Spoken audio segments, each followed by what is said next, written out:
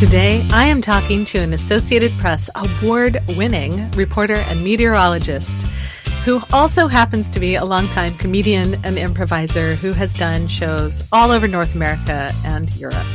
He also shared this fun fact with me, that as the chef in his household, he bakes bread, he makes a mean creme brulee, and he loves his Instant Pot, but he's still building up the courage to open up his food processor that he got as a wedding gift years ago. My guest today from KPTV FOX 12 in Portland, Oregon is Brian MacMillan. I'm Aiden Meepom, and this is the Changed Podcast.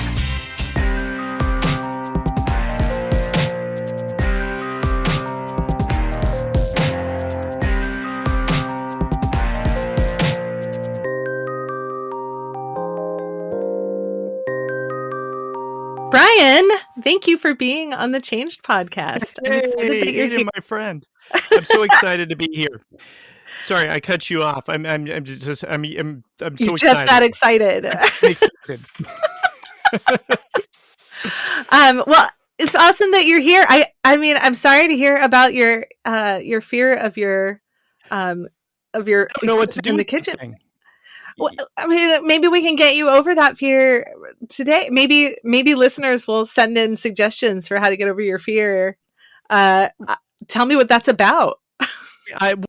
It's got a lot of parts, and I don't exactly know what to do with all the parts. What are you supposed to make with it? I heard you can make salsa with it, but I don't know if I eat enough salsa to go through the whole, washing every little part. There are a lot of parts to a food processor. It processes a lot of foods. But the piece that you'll use most often is the S-shaped blade. Okay. And you can use it to just like chop up literally anything. Cheese, onions, tomatoes. Like you just put stuff in through the top and then it comes out diced up.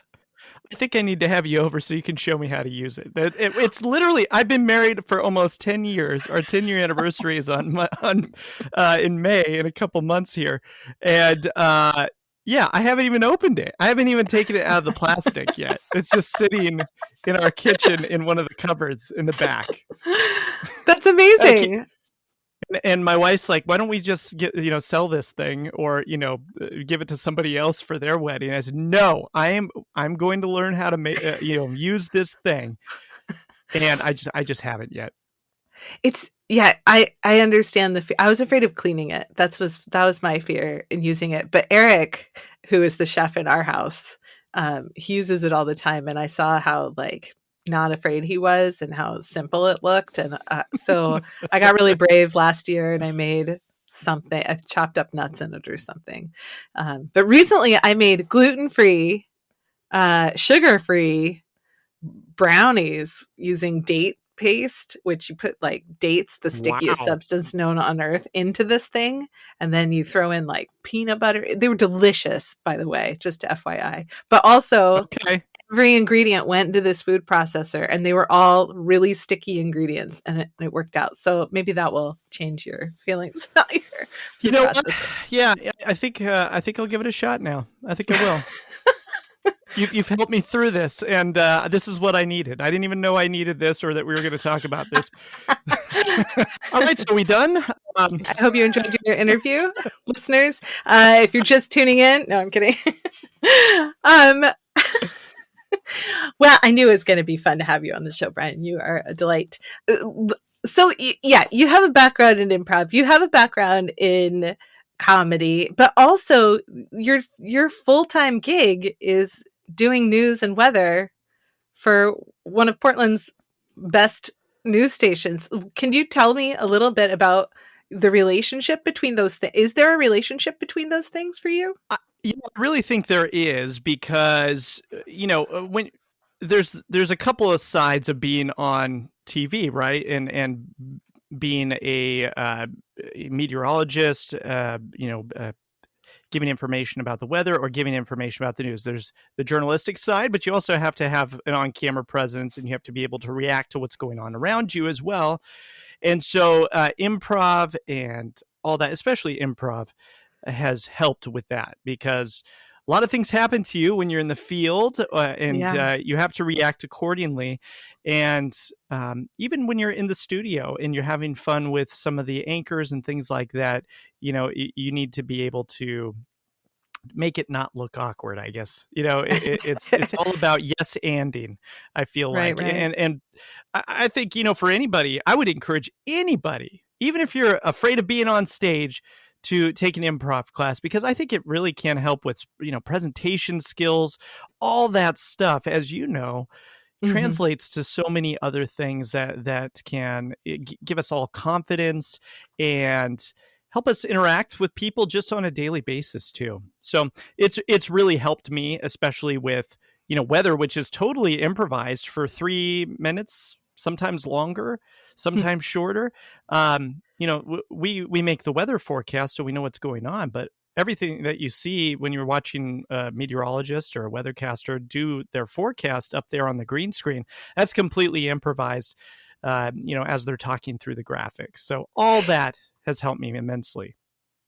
I have a technical question about Sure. when you're doing that, Brad, when you're like pointing to things on what I've always assumed is the green screen, and you just referenced it. So you're not actually pointing to a monitor that has everything there. So you're like looking at a monitor, trying to point to the right area on the map, or how does that work?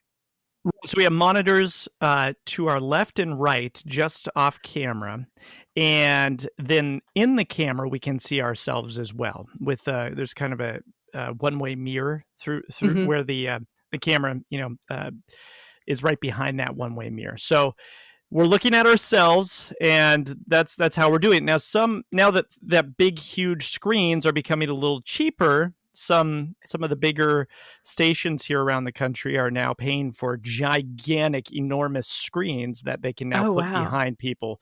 But the green screen, if you've, they use a lot in movies, of course. They just replace that color with whatever you want. So it can be a camera, it can be graphics, which we typically use. And we have a lot of fun with it too. We have this full body green suit that we keep behind the weather wall. And sometimes when kids come in for tours and stuff like that, we'll put that on. That's awesome. That is amazing. So something I was thinking about as I was preparing for this conversation was how you uniquely are in one of, I think, the few positions in terms of career choices where you actually predict the future. Now, it's not that far into the future, but you actually get on TV and you tell people the future. You're like, you know what? Right. What happened yesterday? That's different. That changed. And now here's what to expect today. Even here's what we thought was going to happen. That's changed. Here's what's actually going to happen. And then here's what we think is going to happen 3 days from now or 5 days from now. Here's your 5 to 10 day forecast of the future. What? Yeah. That's bonkers. I know, right? It's a little bit of pressure too. People love calling us out when we're wrong, but it's funny because there's a real small percentage of the times that we're wrong now, because the weather modeling and all the science behind weather forecasts is getting so much better. And so with that, it actually helps us out a lot. So, I mean, really, I would say 3 days out in a normal forecast, you can, I mean, those forecasts are really, really solid. Once you start getting beyond 6-7 days, if you'd start talking about a 10-day forecast, especially in the middle of winter, that's probably not going to be entirely accurate. So it's going to catch up. The weather modeling continues to get better. That certainly helps us. But it is. It's fun and it's challenging, and it's not a perfect science yet. It's not. And that's why, I always tell people, listen to your local forecasters, your local meteorologists, as opposed to just checking your iPhone app, because that is going off of just raw data and it doesn't have that human influence. And that human influence brings experience, it brings knowledge of the area. And sometimes those models don't have very high resolution, which means they're not seeing some of the intricate parts of our forecast area. Like here in Portland, we have the Columbia River Gorge just off to the east. That influences our weather big time, and some of the models don't see that. So anyway, interesting. That was a long way of saying that, it's bonkers that we forecast the future. I wish I could do it with other things. Wouldn't that be fun?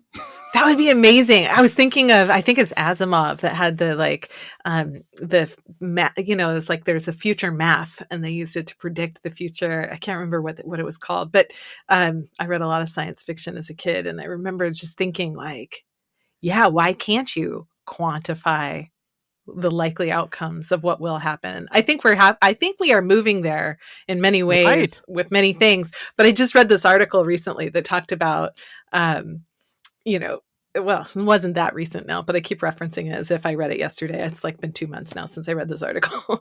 But using this article that was like, actually experts whose job it is to predict the future do about as good of a job as the lay person whose job it isn't. Yeah, it sounds about right. Yeah. So they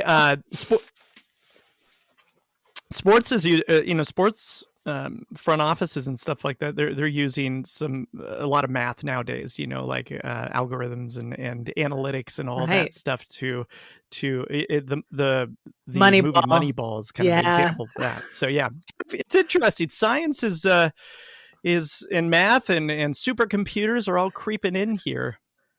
So with all those things in mind, what is your relationship with change? Because not only do you live in a science where literally you're watching in real time things changing and then also predicting what the next changes will be, but also your work is influenced by changing technology.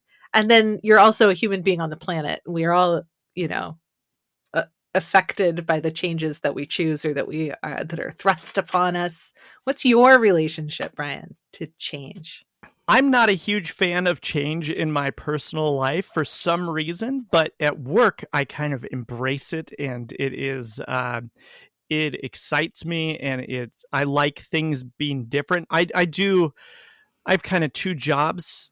At KPTV, I do the weather. I forecast the weather, but I also, part of my job is to report the news. So my week is always changing, and the stories that I get to cover are always changing. I don't know, I'm going into work here a little bit later on today. I don't know what I'm going to be covering when I go into work today. Yesterday, I was on a kayak in the middle of the Willamette River broadcasting. So I didn't know that when my day started.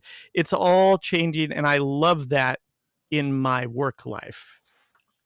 That's awesome. So would you be willing to play a game with me about this, about just, I don't know what it's about, but would you play a game with me? I love games. Yes, let's play a game. Okay. The game is called, and for a while I was asking people for suggestions for a better title for this game, but I've given that up because now I just love the title of the game.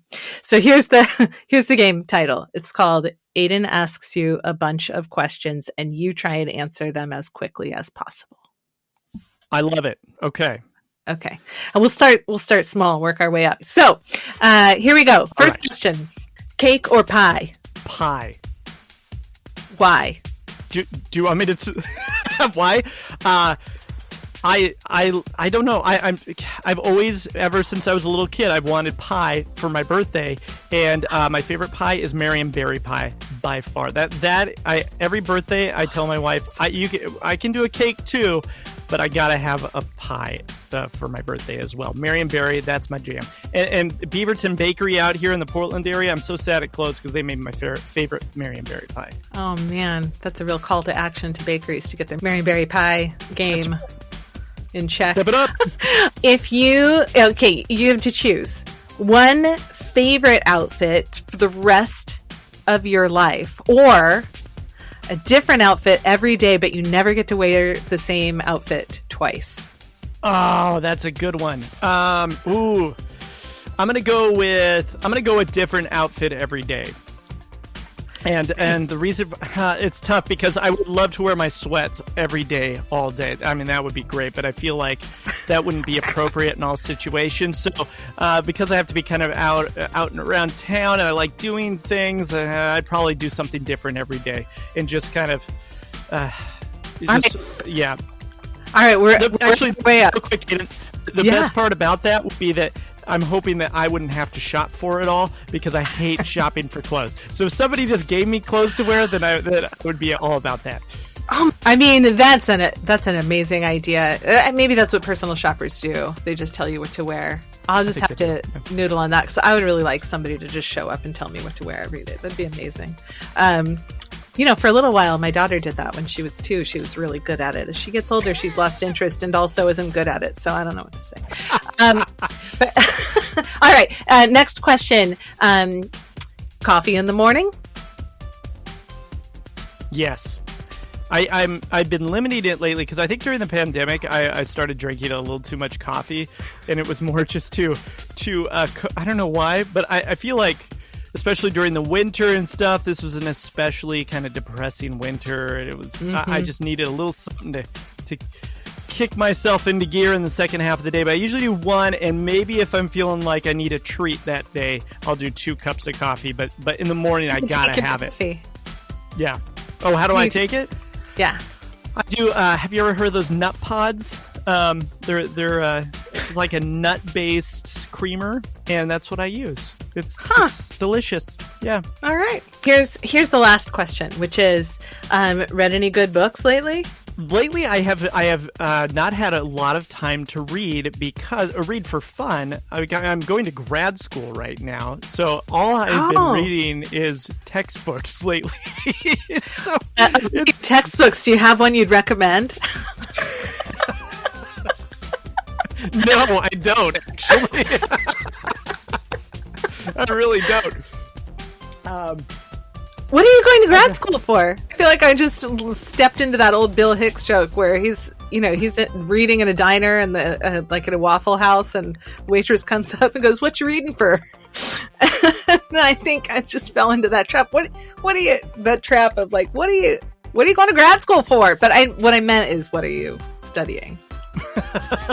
Well, I am studying strategic communications, and my company has a great education reimbursement program and stuff, and grad school was always something that I wanted to do, and I thought, well, why not? Why not do it with 2 young children during a pandemic? That sounds like a great idea. So that's what I decided to do, and I'm about halfway through it, and it's been really great. I've learned a lot that's actually that I can use in my job now, and as if there's ever life outside of TV, then I can use it for that as well.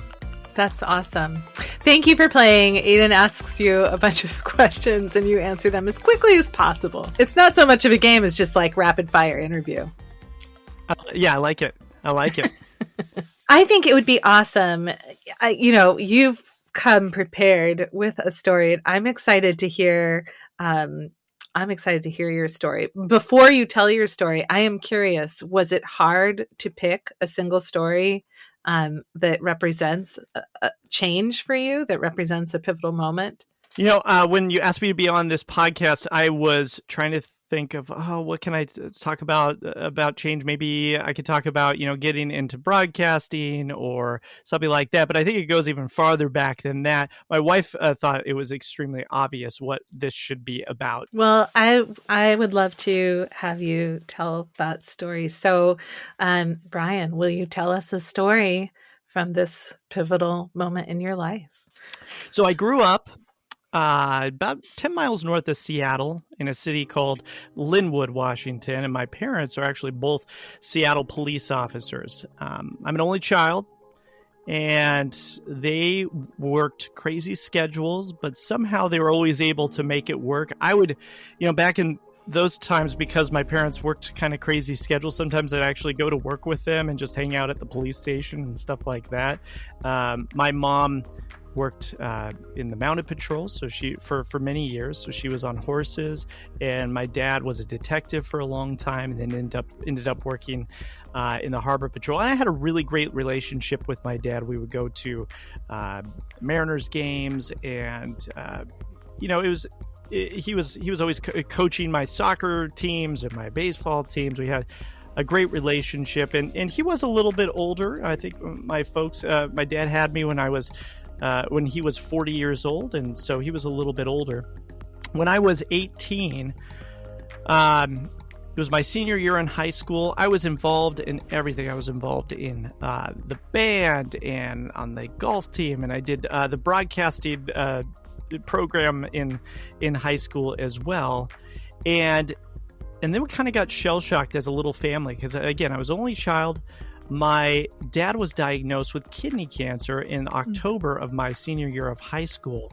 And, we didn't know how bad it was at first. That's a pretty rare form of cancer. And then just a few months later, he passed away. And it was such a huge hit to our family. And, I was, for me, it was losing, my best friend. And at the time, I was applying for colleges. I was accepted to some colleges for broadcasting. I really wanted to get into that. I knew I wanted to do that.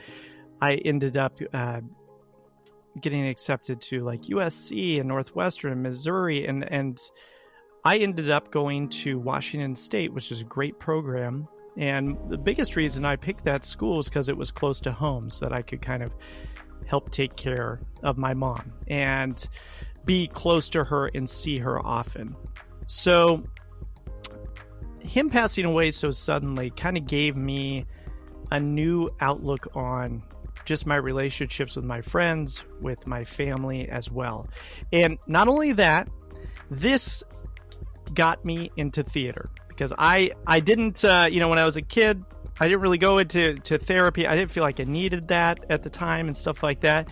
And then theater, in that last year of high school, ended up becoming, in a way, sort of my therapy because I found a really wonderful group of people to surround myself with. So I ended up becoming a part of plays and did the school musical, and decided when I got to that first year of college over at WSU that I would join the theater program there as well. And through that, especially that first year, I was still dealing with that stuff, with the passing of my father. And I found my people really through the theater program.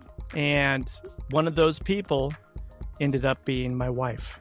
So we weren't dating at the time, but I met her there. And I continued through college. Things were hard when, I had dad's weekends and stuff like that, but I had my people there. And after graduating, I continued with theater. As we talked about a little bit earlier, I was part of Unexpected Productions up in Seattle when I moved back to Seattle. And that's a wonderful improv group up there, and did that for a few years. And then moved to Bend and then to Portland and got involved with the Brody Theater here. And I've always felt like those are my people. Those people in the theater are my people. And I don't think I ever would have found that, nor would I have found my wife, because I probably would have gone to a different school, if I didn't find the theater back in high school. And I think all that kind of goes back to my dad passing away. Now, it has, like I said, very much influenced my relationship with people. I make sure, and I think it's so important for everybody to let people know what you think of them now. And, and if somebody means a lot to you, make sure that they know that now, because it really doesn't do any good after they pass away or after they're gone. Celebrate the moments that you have with these people. If you get in an argument with somebody, or you're having a bad relationship with somebody, try and patch that up as fast as you can too. And you truly don't know when the last time you're going to see somebody is. So I've always carried that through my entire life. It has given me a real big. It's made family even more important to me, especially my own little family here, and just trying to live in the moment as well. Thank you for sharing all that, Brian. That's young to lose your dad. I'm sorry that you lost your dad at that moment. Yeah, it was tough, and a lot of things go through your head, like it's not fair, why our family and stuff like that. But my neighbor, it was kind of crazy. My neighbor, and one of my best friends lost his mom in this, like, is at the same time due to Wow. cancer as well. So we kind of had each other to go through all that with. Coped with it differently, but for sure. But it was, it was a strange time for both of us because it was kind of unexpected. Where do you think you would have gone to school if that hadn't happened? Where do you think you would have ended up? I probably would have ended up out in at Missouri. At the time, they were the top, broadcasting school in the country. Northwestern was a little expensive for our family, so I would have a lot of scholarships for that. But I was really eyeballing Missouri, which may have kept me out in the Midwest or the East Coast or something Mm-hmm. like that. So I love the Pacific Northwest. I've always loved it here. I feel so lucky to have been able to work here my whole life because my job. There's a lot of us that have to move all over the place and go to little towns and stuff like that at first and work your way up to bigger cities. But Yeah. I feel so lucky because my whole career has been here in the Northwest. Wow. And you really don't think you would have done theater? You don't think you would have been drawn to theater without that moment? I think I needed something that, or at least somebody to say, "Hey, come on, why don't you try this with theater?" I always loved watching theater. I mean, my whole life growing up, it seemed like a really big commitment, which it is, especially scripted theater with rehearsals and all of that stuff. I guess I didn't understand how much it would be worth it to try it and to be a part of that community. And now when I'm watching a show, I'm like, oh, I wish I could be up there too. It's that's the feeling I get. Yeah. There's also, for those who have never partook in any theater communities, may or may not know that it's a hug-rich environment. Like there's just a lot of hugging in the theater world. There's, people greet each other. And I imagine that will persist once all of the current world conditions change. You know what, too? I know, especially when you go to do improv and things like that, you're going to be surrounded with some of the funniest people that you've ever met in your life. And I know that when, I go down to the theater, I know I'm just going to laugh and laugh and laugh. And that's the positivity that we all need, right? Because we just kind of feed off of that. And it's so good for the soul. Yeah. I obviously agree with that.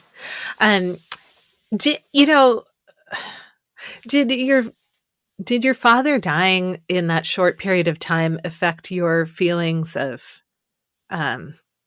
safety or some people develop this real fear that like life's going to be ripped away at any moment. Other people develop this like life is precious perspective. And I'm curious how his death affected your view of mortality and living.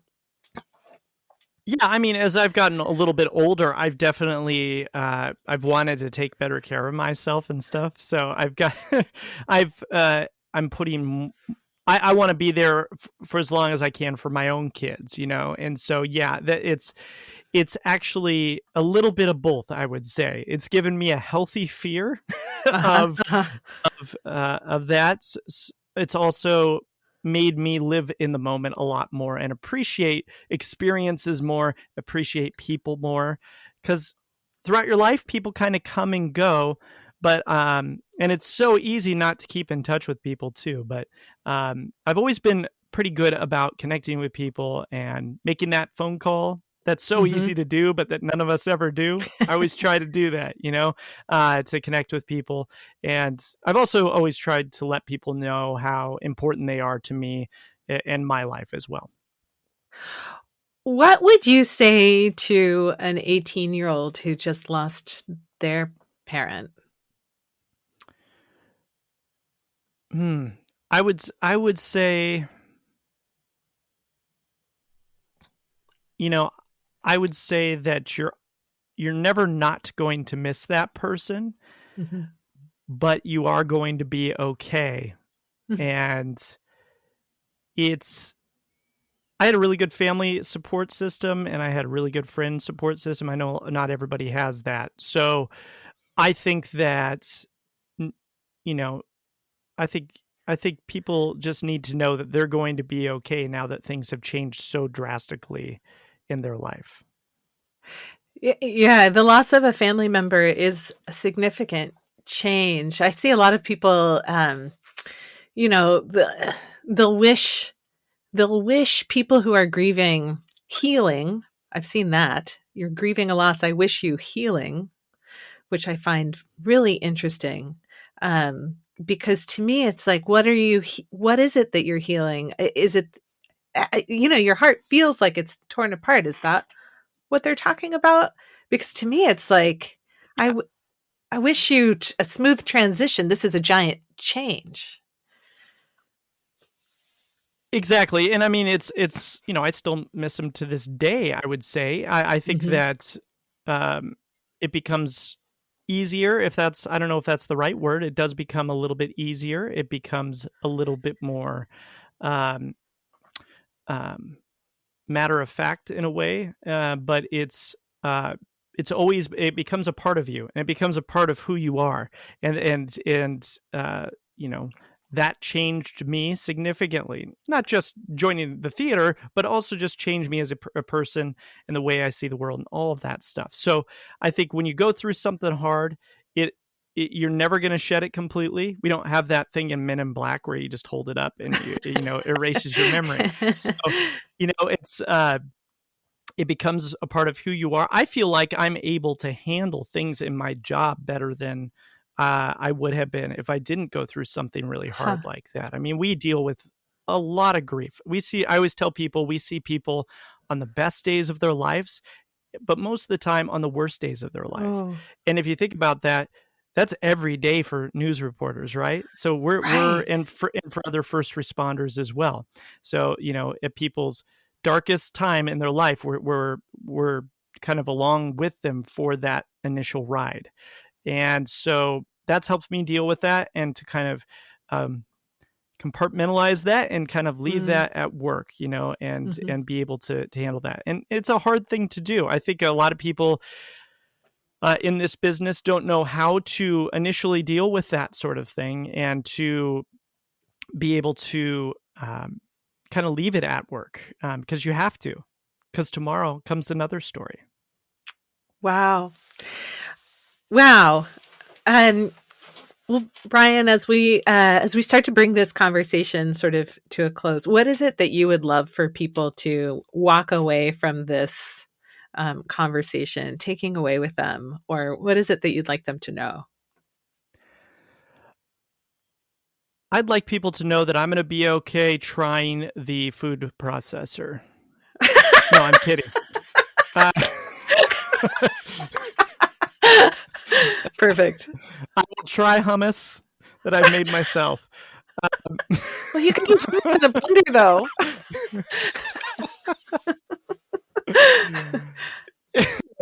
As much, I would say, as it, I think change can be good. I even though I hate it when I come, I don't hate it. That's not the right word. I think that change in of the furniture in my house may be slightly unnecessary. It can be really good, and sometimes you don't realize it's good until you step back a little bit, and it could be years later, it could be a couple hours later, and see it for what it is.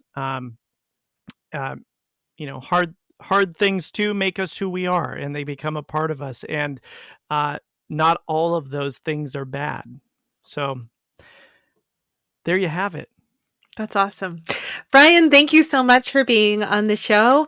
Obviously, Portland locals will get to watch you delivering important news and weather following this episode. If you don't live in the Portland area, you're really missing out. Yeah, you are. Yeah, watch us, Channel 12. And I also we have our own little podcast called the Fox 12 Weather Podcast too, which we get kind of nerdy about weather stuff if you're into that sort of thing. Oh, that's awesome. So I'll definitely put a link to that in the show notes for this episode. Thanks again, Brian. Aiden, it is so good to talk to you. I miss you. I hope to see you again in person soon.